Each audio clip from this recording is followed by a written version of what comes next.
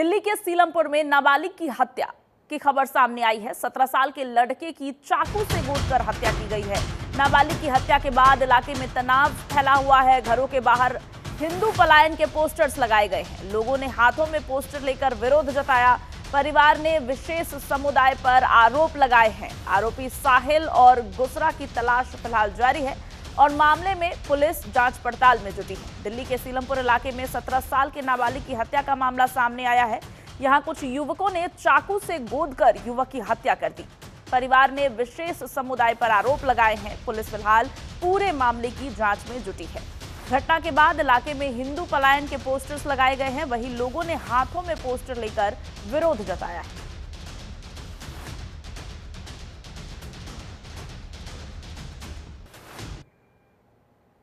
दो तस्वीरें आपको दिखा रहे हैं। पहली तस्वीर मृतक की है जिसकी चाकू गोदकर हत्या कर दी गई है। वहीं दूसरी तस्वीर इलाके में मची अफरा तफरी की दिखा रहे हैं, किस तरह से पुलिस बल की वहां पर भारी तैनात। पूरे इलाके में तनाव का माहौल है। विरोध प्रदर्शन जताए गए हैं। हिंदू पलायन के पोस्टर्स को लेकर के लोगों ने विरोध किया है।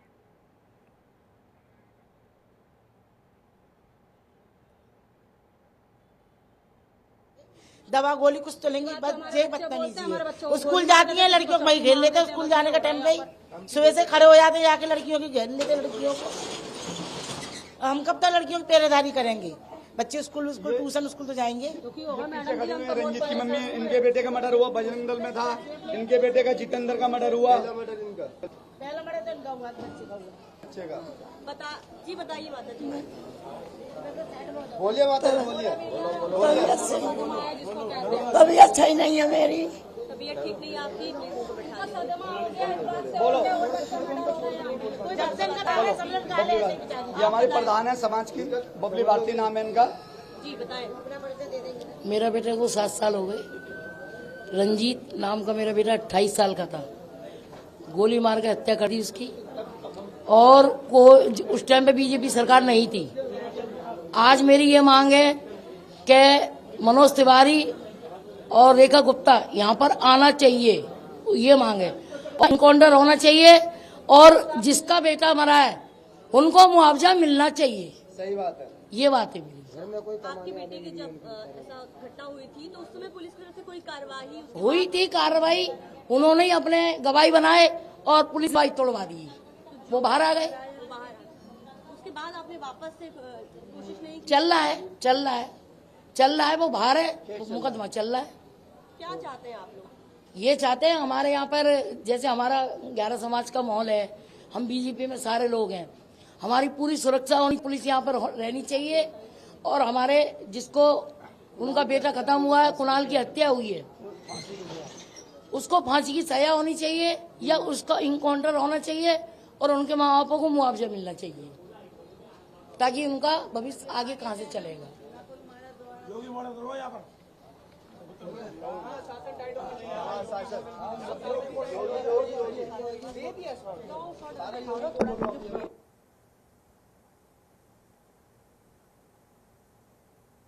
का मामला है कुणाल के रूप में हुई है।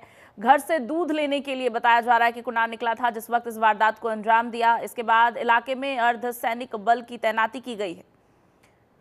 राजधानी में हुए इस मर्डर केस के बाद पूरे इलाके में सनसनी का माहौल है और वहां पर रहने वाले लोग बता रहे हैं कि पहले भी ऐसे मामले सामने आए हैं। फिलहाल लोगों ने हाथ में हिंदू पलायन के पोस्टर्स जो इलाके में लगाए गए थे उसको लेकर विरोध प्रदर्शन जताया है और सरकार से लगातार मांग कर रहे हैं कि मुख्यमंत्री घटनास्थल का दौरा करें और परिजनों से मुलाकात करें।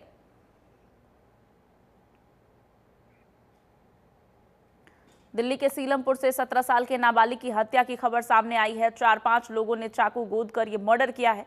मृतक की पहचान कुणाल के रूप में हुई है और पूरे इलाके में घटना के बाद अर्धसैनिक बल को तैनात किया गया है।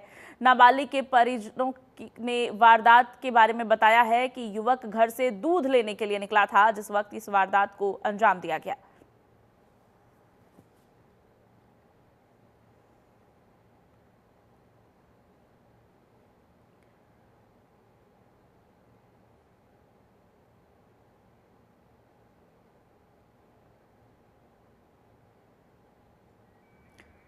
तस्वीरें आपको दिखा रहे हैं। नाबालिग की मर्डर का ये पूरा मामला है। पहली तस्वीर मृतक की आपको दिखा रहे हैं। दूसरी तस्वीर में आप देख सकते हैं वो जगह जहां पर इस घटना को अंजाम दिया गया। अर्धसैनिक बल की पूरे इलाके में तैनाती की गई है। तीसरी तस्वीर में आपको दिखा रहे हैं, पुलिस बल तैनात है। वही घटनास्थल पर लगाए गए हिंदू पलायन के पोस्टर्स को लेकर स्थानीय लोग विरोध प्रदर्शन कर रहे हैं। उन्होंने दूसरे समुदाय विशेष पर इस घटना का आरोप लगाया है और पहले भी ऐसे मामले आते रहे हैं, ऐसा कहना है वहां के स्थानीय लोगों का। ऐसे में उनकी मांग है कि दिल्ली की मुख्यमंत्री रेखा गुप्ता घटनास्थल पर पहुंचे, परिजनों से मुलाकात करें। साथ ही परिजनों को मुआवजे दिए जाने को लेकर भी मांगे उठ रही हैं। दिल्ली के सीलमपुर का ये पूरा मामला है, जिसकी वजह से पूरे इलाके में तनातनी और सनसनी का माहौल है। अर्धसैनिक बल की तैनाती की गई है। चूंकि वहां पर हिंदू पलायन के पोस्टर्स लगाए गए हैं, इलाके में माहौल और सौहार्द ना बिगड़े, इसको लेकर पुलिस की पुख्ता वहां पर तैनाती की गई है अर्धसैनिक बल की। इस पूरे मामले पर बताया जा रहा है कि कुणाल नाम का युवक है, जिसने जो दूध लेने के लिए घर से निकला था, जिसकी मौत हुई है। चाकू से गोदकर उसकी हत्या की गई है। फिलहाल आरोपी फरार है और पुलिस इस पूरे मामले की जांच पड़ताल कर रही है।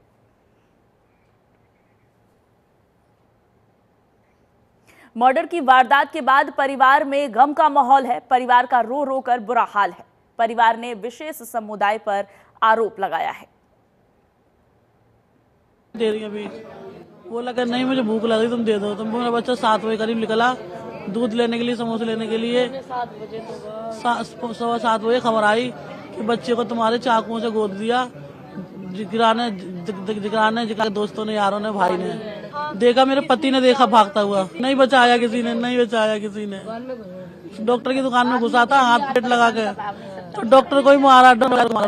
मुझे एक बच्चा आया था, एक छोटा सा भागता हुआ। नहीं, पुलिस ने कोई पकड़ने की कोशिश नहीं की अभी। पुलिस बस कुछ नहीं करती। पुलिस तो वो फरार हो गए, सारा घर ताले डाल डाल के फरार हो गए। हाँ, उन्हीं बस सके कि वो कहते थे कि हम 11 समाज के बच्चों को मारेंगे मारेंगे मारेंगे। उन्होंने तो कुछ नहीं बोला। पुलिस वाले तो कुछ भी नहीं बोल रहे हैं अभी तक।